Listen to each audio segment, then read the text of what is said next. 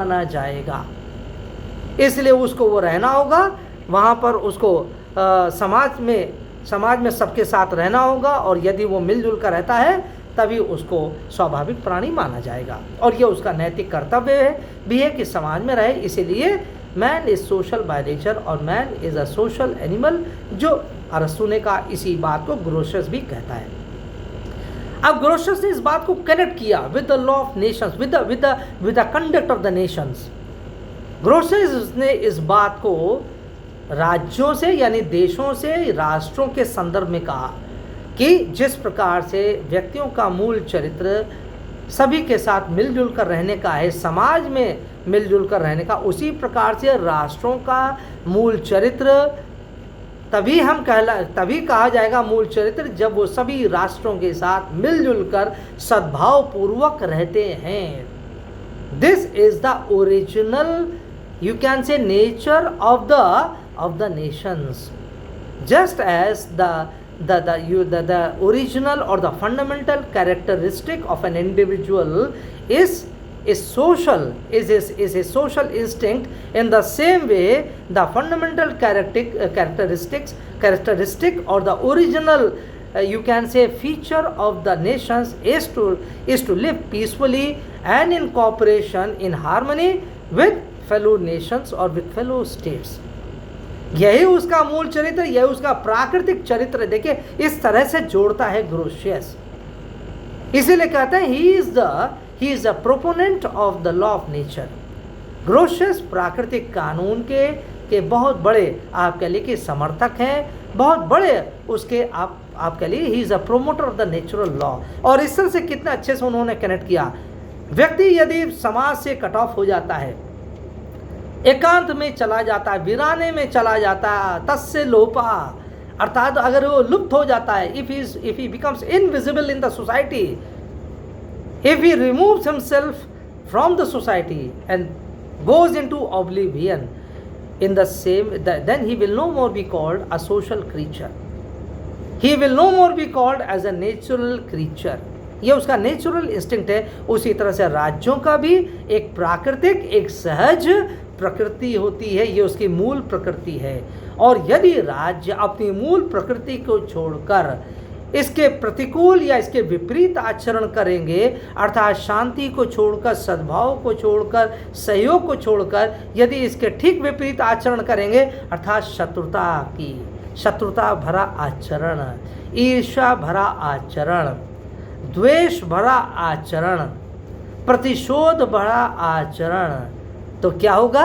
अर्थात ये प्रकृति विरोधी उनका स्वरूप होगा, प्रकृति विरोधी आचरण होगा। This will not be in consonance with their natural character।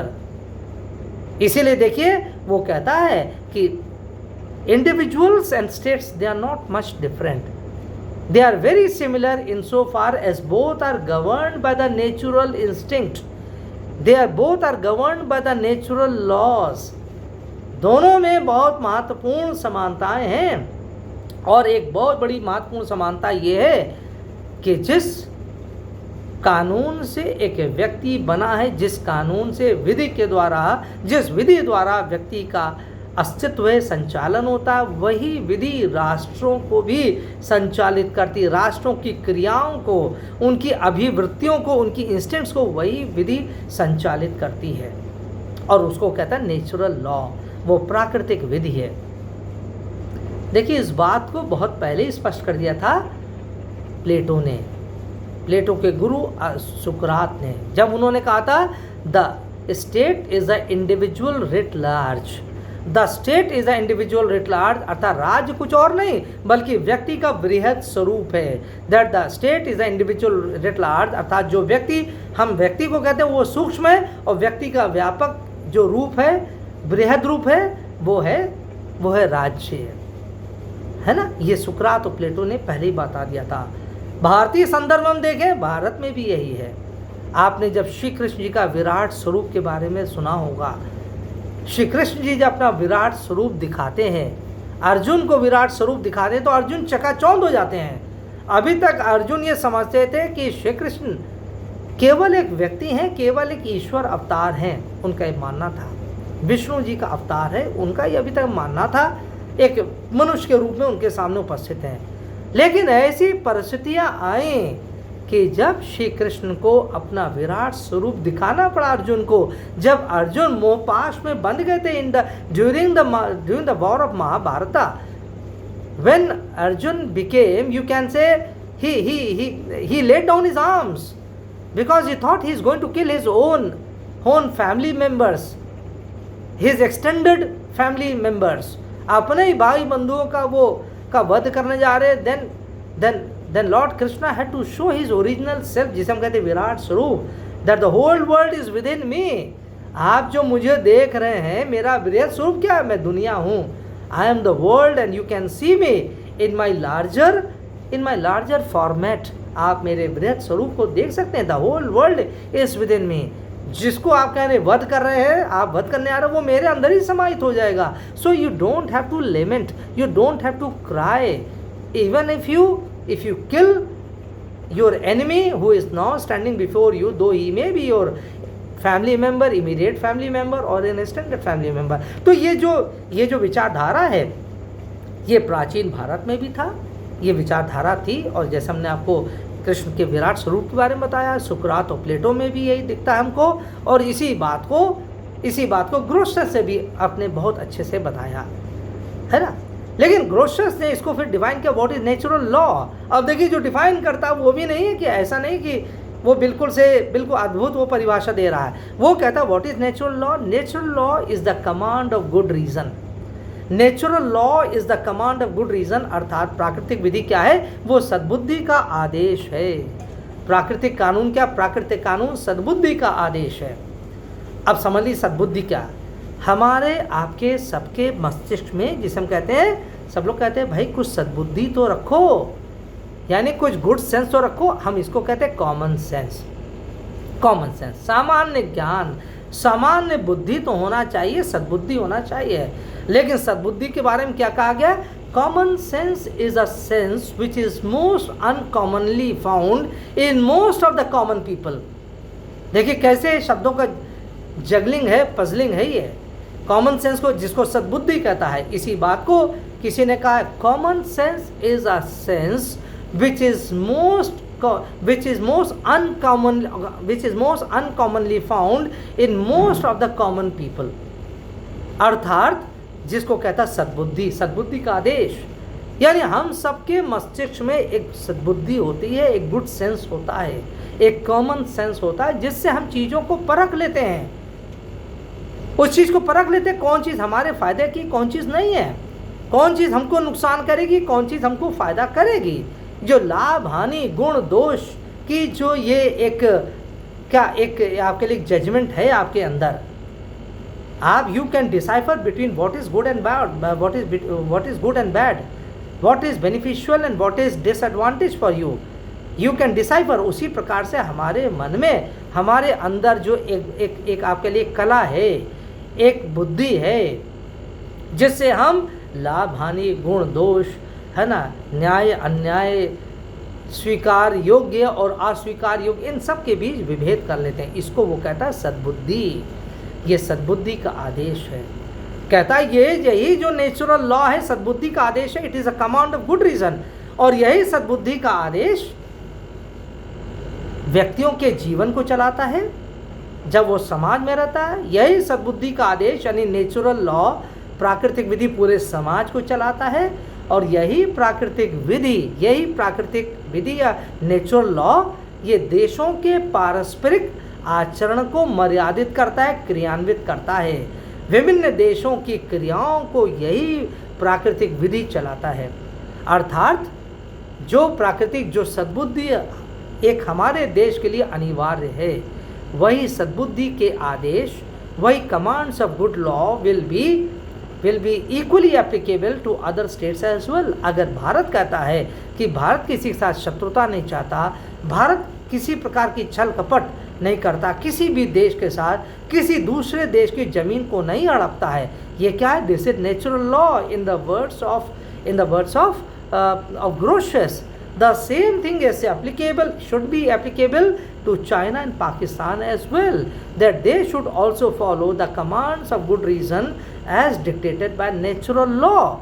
और अगर वो नहीं इस नेचुरल लॉ का पालन कर रहे हैं तो आप देखिए क्या हो रहा है. China is being condemned from all across by all countries of the world. There is a global condemnation for China as well as Pakistan because in the words of nature, in the words of Grotius, they are behaving against natural law. इसलिए ये जो सारी व्याख्या जो Grotius ने प्राकृतिक विधि के बारे में किया है ये बहुत अनिवार्य, बहुत ज़्यादा महत्वपूर्ण है. अब देखिए ग्रोशियस ने लेकिन एक बात कहा कि ऐसा नहीं कि सारा कुछ नियमन राष्ट्रों का जो व्यवहार है, पारस्परिक जो व्यवहार है केवल इसी के आधार पर ही होगा. ये उस बात को ही नहीं कहता है, कहता है कि नहीं थोड़ी फ्लेक्सिबिलिटी भी होना चाहिए, सद्बुद्धि भी है और साथ साथ सद्बुद्धि के आदेश भी होते हैं, लेकिन साथ साथ कहता है कि सकारात्मक विधि की भी बहुत बड़ा योगदान होता है. सकारात्मक विधि यानी पॉजिटिव लॉ. एक तो नेचुरल लॉ हो गया और दूसरा पॉजिटिव लॉ हो गया. What is positive law? कहता है पॉजिटिव लॉ अर्थात सकारात्मक विधि ये वो विधि है जो दो या दो से अधिक राज्यों के मध्य जो बनाई जाती है, जो कानून बनाया जाता है. यानी law that are deliberately created और crafted by nations, by states in their mutual interaction with other states. दो या दो से अधिक राज्य जब मिलकर कोई कानून बनाते हैं, कानून से तात्पर्य है कि ट्रीटीज जब करते हैं, जब भी अभी हमने आपको ट्रीटीज के बारे में बताया था, तो ट्रीटीज जब संधियां करी जाती हैं, बनाई जाती है दो या दो से अधिक राज्यों के मध्य, क्या है? That is a positive law. ये पॉजिटिव लॉ अर्थात ये अस्तित्ववादी ये कानून है, अर्थात आपके लिए सकारात्मक कानून. सकारात्मक कानून से तात्पर्य है एक प्राकृतिक कानून हुआ जो अभी हमने प्राकृतिक विधि बताया, और दूसरा क्या? सकारात्मक विधि अर्थात पॉजिटिव लॉ, अर्थात जिसको बनाया जाता है, जिस संधि के रूप में बनाया जाता है या समझौते के रूप में किया जाता है या किसी प्रकार आपसी समझ के आधार पर किया जाता है. Things that are deliberately decided by the nation states in their mutual interactions is called as positive law. अर्थात ऐसी वो विधियाँ, ऐसे वो समझौते, ऐसे वो क्रियाएं या ऐसी वो संधियाँ जो दो या दो से अधिक देशों के द्वारा औपचारिक रूप से मिलजुल कर सहमति के आधार पर बनाई जाती हैं, उसको कहता है ये सकारात्मक विधि है. इसलिए ग्रोशियस ने कहा सकारात्मक विधि का भी बहुत बड़ा योगदान होता है, और राज्यों के जो पारस्परिक जो आचरण है, पारस्परिक जो व्यवहार है, वो जहाँ प्राकृतिक विधि से बहुत ज़्यादा चालित होता है, वहीं पर सकारात्मक विधि की भी बहुत बड़ी भूमिका है. अब देखिए जब ये सारी बात वो बोलता है ग्रोशियस, तो वहाँ पर ये भी बात स्पष्ट कर देता है कि दोनों बहुत महत्वपूर्ण हैं. सकारात्मक विधि भी बहुत महत्वपूर्ण है, लेकिन positive law should also be guided by the norms, by the dictum of natural law. At the base of the positive law lies the natural law. देखिए यहाँ पर भी उसने कंडीशन लगा दिया, कहता सकारात्मक विधि तभी स्वीकार्य योग्य होगी जब उसके मूल में, उसके आधार में प्राकृतिक विधि हो. अर्थात कहने का मतलब क्या है? भारत और चीन ने कोई संधि तो मान लीजिए आपस में कर लिया, लेकिन संधि का आधार अगर सद्बुद्धि है, सद्बुद्धि का तात्पर्य अगर दोनों, उस संधि का आधार दोनों देशों की तरक्की है, बढ़ोतरी है, वृद्धि है, दोनों का पारस्परिक आपके लिए कि उससे उन्नति होनी है, तब तो कहेंगे this is a positive law which is governed by natural law. लेकिन अगर पाकिस्तान और चाइना के बीच में कोई समझौता हो रहा है, कोई संधि हो रही है, और उस संधि का उद्देश्य है कि भारत को पराजित करना, भारत पर आक्रमण करना, भारत की भूप्रदेश पर कब्जा कर लेना, चाहे वो लद्दाख हो, चाहे वो जम्मू कश्मीर हो, चाहे अरुणाचल प्रदेश हो, जो बात बार बार चाइना कहता है, तो चाइना और पाकिस्तान यदि आपस में मिलकर कोई समझौता, कोई गुप्त समझौता करते हैं जिसका उद्देश्य यही, अगर ऐसा छल कपट करना है, तो अर्थात ग्रोशियस कहेगा this positive law is in violation of the natural law. ये सकारात्मक विधि प्राकृतिक विधि के विरोध में है और ये अस्वीकार्य हो जाएगी. ऐसे में people can revolt against the positive law as well. और देखिए पाकिस्तान में हो भी रहा है, पीओके को अगर आप देख लीजिए, पाकिस्तान ऑक्युपाइड कश्मीर, अभी जो 2 दिन पहले सर्वे आया है वहाँ पर, उस सर्वे में जो सरकार के द्वारा, ये किसी एनजीओ के द्वारा सर्वे कराया गया था, a very grim scenario has emerged from that survey, and the scenario is that, or the fact that has come out of that survey is that most of the people want POK to be a part of part of Indian Federation. वो भारतीय संघ का हिस्सा बनाना चाहते हैं POK को.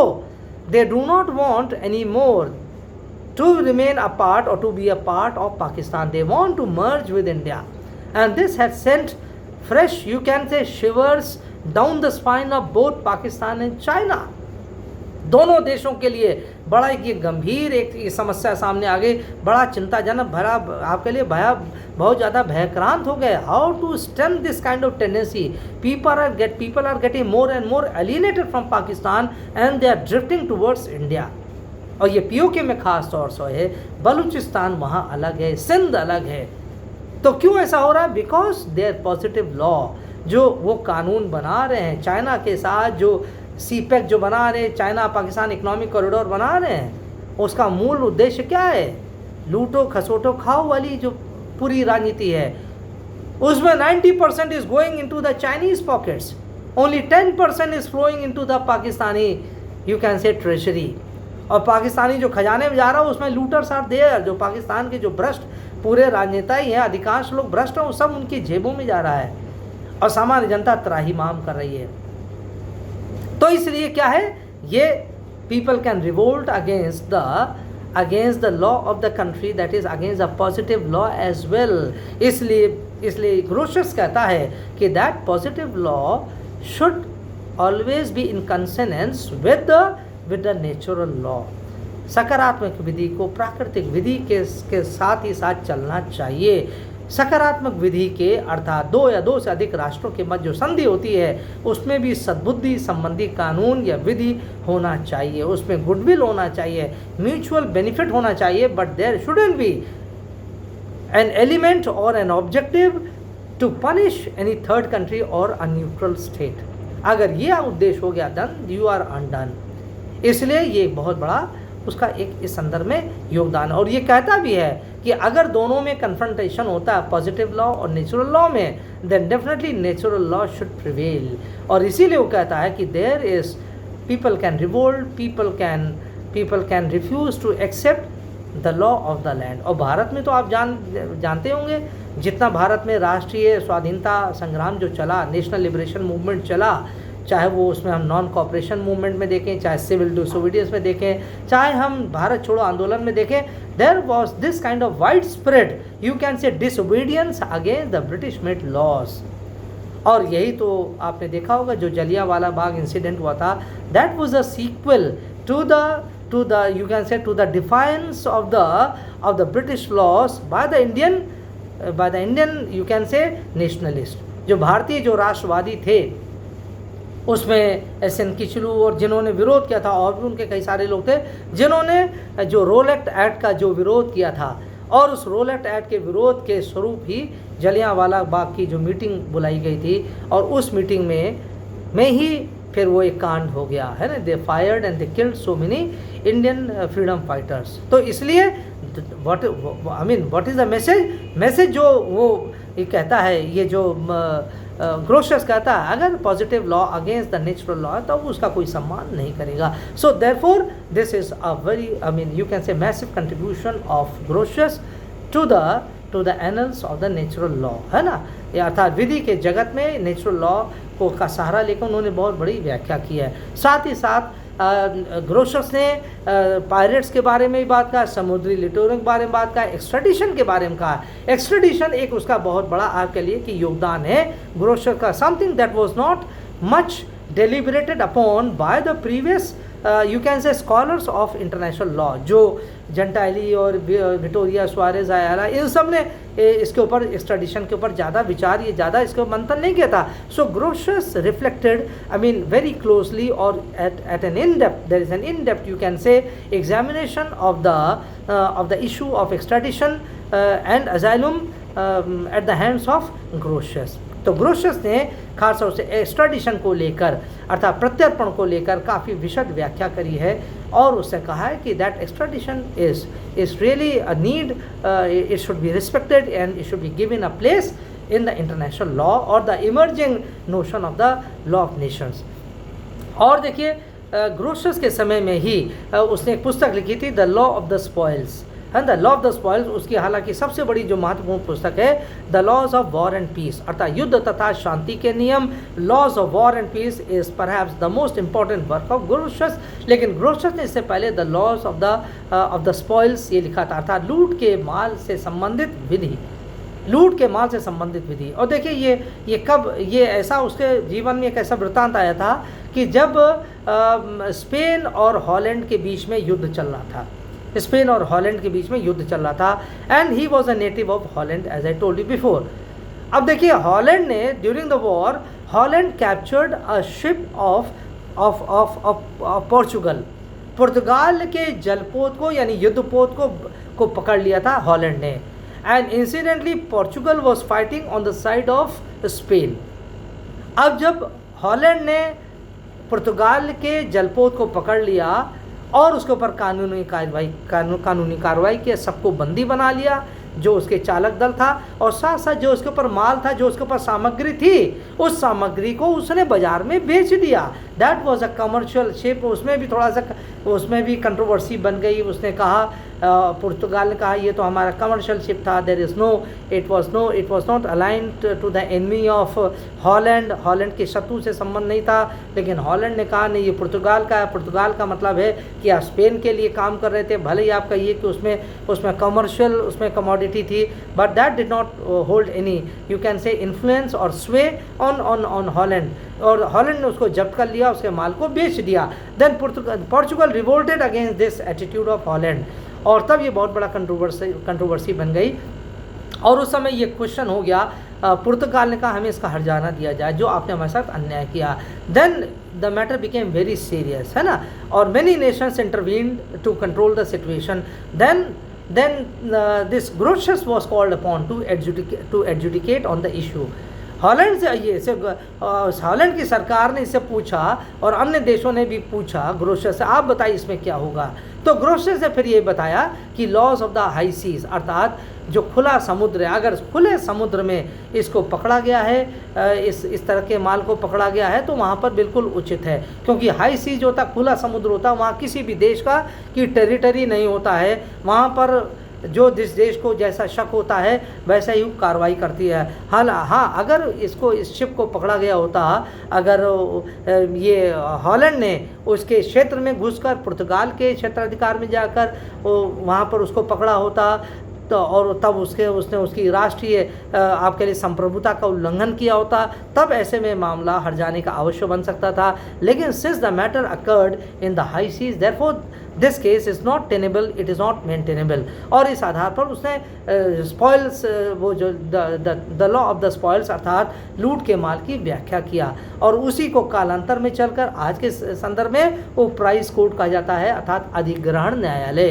अर्थात युद्ध के दौरान यदि एक शत्रु के द्वारा विरोधी शत्रु एक देश के द्वारा अपने शत्रु का माल जब्त किया जाता है, कॉन्ट्राबैंड को जब्त किया जाता है या इवन नॉन कॉन्ट्राबैंड भी हो सकता है, विनिषिद्ध वस्तुएं अर्थात विनिषिद्ध वस्तुएं होती हैं जो युद्ध के समय में जिनका प्रयोग किया जा सकता है, जैसे बम हुए, हथियार हुए, गोलियां हुई, है ना, जो जैकेट्स होते हैं अर्थात मिलिट्री वेस्ट होती हैं अर्थात जो युद्ध की यूनिफॉर्म्स होती हैं, ये सब क्या होते हैं, ये विनिषिद्ध होते हैं, विनिषिद्ध, है ना, that is contraband. They are not suppose to be used और कैरिड आई मीन और you can say transported during the war through the war region. और अगर ऐसे में अगर ये सारी चीज़ें जाती हैं वहाँ से तो उसको पकड़ा जा सकता है। लेकिन विरोधी पक्ष कह सकता है कि इसमें कोई कॉन्ट्राबैंड नहीं था, ये सब सामान्य सामग्री थी। तब ऐसे में अधिग्रहण न्यायालय की स्थापना आज के संदर्भ में किया जाता है और उस अधिग्रहण न्यायालय से जिसे हम कहते हैं प्राइस कोर्ट, है ना, इसी को जो लूट का माल जिसे कहा गया, जिसको the law of the spoils कहा गया, इसी को अब अधिग्रहण न्यायालय में लाया जाता है। जो लूट का माल होता है विनिषिद्ध होता है, वहाँ पर इसकी जांच होती है, अदालत में वो जजेस होते हैं और उसका निर्धारण करते हैं कि क्या कॉन्ट्राबैंड है कि नहीं। कॉन्ट्राबैंड होगा तो जब्त कर लिया जाएगा, नॉन कॉन्ट्राबैंड होगा तो उसको वापस देना पड़ेगा या उसके बराबर उसको हर्जाना देना पड़ेगा। तो अर्थात इन क्षेत्रों में, इन विषयों को लेकर ग्रोशस ने बहुत बड़ा योगदान दिया है। लेकिन अंत में जैसे बात ये कहा जाएगी कि सारा कुछ उसका ओरिजिनल नहीं है। Most of the things were already deliberated upon before Grotius by various thinkers, लेकिन कुछ उसका जरूर बड़ा योगदान है, जैसे नेचुरल लॉ को लेकर है, प्राकृतिक विधि को लेकर है, एक्सट्राडिशन को लेकर है, और ये जो लूट का माल है, जो the law of the spoils है, उसके ऊपर भी उसके कुछ बड़े ओरिजिनल या नॉवल उसके व्यूज़ हैं। प्लस उसने जो laws of the war and peace लिखा है उसमें भी उसके काफ़ी कुछ अपने विचार हैं। हालांकि इस विषय पर पहले ही किताबें आ चुकी थीं, जो ग्रोशस से पूर्व के विद्वान थे उन्होंने काफ़ी कुछ कह दिया था। सो sum up in summary we can say that Grotius is very important, as we can say it will not be, I mean, out of, you can say, out of context to describe him as a father of the modern international law। ये कहना अतिशयोक्ति नहीं होगी, अनुचित नहीं होगा कि ग्रोशस वास्तव में आधुनिक समय के आधुनिक अंतर्राष्ट्रीय कानून के जनक हैं, क्योंकि उन्होंने सबसे पहली बारी सब चीज़ को उन्होंने इंटीग्रेट के सिस्टमैटिक एक फॉर्म उसको दिया। He imparted a systematic form to all the views, all the issues, all the explanations, all the description that prevailed before his time. जैसा हमने बताया आपको बार बार कि बहुत सारी चीज़ों को तो पहले ही व्याख्यायित कर दिया गया था, चाहे वो लॉज ऑफ द वॉर हो, चाहे एक्सट्राडिशन के ऊपर कुछ कहा हो, नेचुरल लॉ के बारे में कहा हो, है ना, चाहे ट्रीटीज़ के बारे में बात कहा हो, बहुत सारी बातें पहले ही कर दी गई थी। But Grotius is mostly remembered for, you can say, for giving a proper and a systematic form to all the hitherto scattered ideas on various subjects। विचार तो बहुत सारे थे, बहुत सारी बात पहले ही कर दी गई थी अलग अलग विचारकों द्वारा, लेकिन उसको कोई एक समग्रता नहीं प्रदान कर पाया।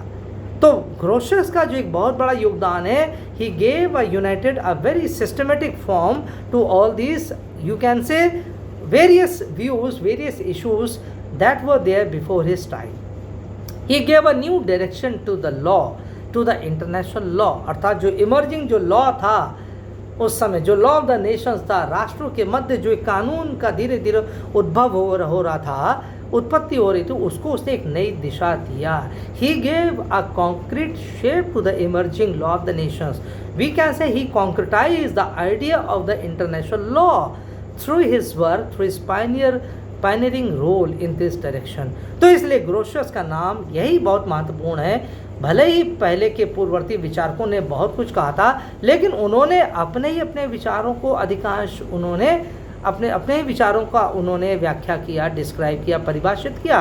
But they did not sum up, they did not integrate all the prevailing ideas that were there before his time. So Grotius main contribution lies in the fact that while he gave his own explanations to many of the issues that prevailed during his time, at the same time he brought the varying or the different streams of you can say jurisprudence, and he gave a new shape to the idea of the law that was emerging in the form of the law of nations, है ना, or in other words the international law। इसलिए ये it will not be very correct to say that he is not the father of modern international law। ये कहना फिर अनुचित होगा। ये उनको अगर पदवी या उनको उपमा दी गई है, is the father of international law, ये वास्तव में बिल्कुल सही है। And it will be a great injustice if he is deprived of this honour that has been bestowed upon him by Oppenheim and several other thinkers or you can say scholars। तो आज की बात हम यहीं समाप्त करते हैं। और ये ग्रोशस एक बहुत बड़ा एक विचारक है, इसलिए इसके ऊपर इसको जानना थोड़ा डिटेल में दैट वाज वेरी इंपॉर्टेंट। आप इस विषय को पढ़िएगा, अपने जो भी पुस्तक होगा थोड़ा सा और आपको आइडिया मिलेगा। और अब हम अपने अगले वीडियो लेक्चर में हम आपसे बात करेंगे about the development of international law after Grotius, है ना। When Grotius departs from the scene, then how has international law moved forward? What were the major landmarks after grotius that I will be explaining in my next video lecture. Till then, have a very nice time and keep studying hard, give lot of time to your studies apart from your own physical well-being. अपने आप को भी संभाल कर रखिएगा, खूब व्यायाम करिएगा. हमने बार बार आपको क्लास में भी कहा है, फर्स्ट और सेकंड सेमेस्टर्स में I have always been repeating the same thing. बार बार हमने कहा अपने आप का बहुत ख्याल रखिएगा, अपने शरीर का ध्यान रखिए. शरीर का ध्यान मतलब है कुछ ना कुछ एक्सरसाइज व्यायाम अवश्य करिए. चाहे योग करिए, चाहे वॉकिंग करिए, चाहे जॉगिंग करिए, चाहे आप किसी भी प्रकार की एरोबैटिक्स करिए, एक्सरसाइजेस करिए, लेकिन करिए. Please do something. We are not creatures born to eat and live. हम लोग ऐसे प्राणी नहीं जो खा कर और बस सो जाएं, बस पड़े नहीं. तो otherwise will be no different than most of the animals, है ना, जो जिससे और लोग रहते हैं. इसलिए कहने का मतलब है आप सब लोग यंग हैं, please take care of yourself, be healthy, be safe, and only then you will be able to take care of your family members, of your friends, of your near and dear ones, of your neighbors. So therefore have a nice time and wish you a good you can say, I wish to say very nice time, and stay safe, stay healthy, and I will see you in my next lecture. Thank you and bye bye.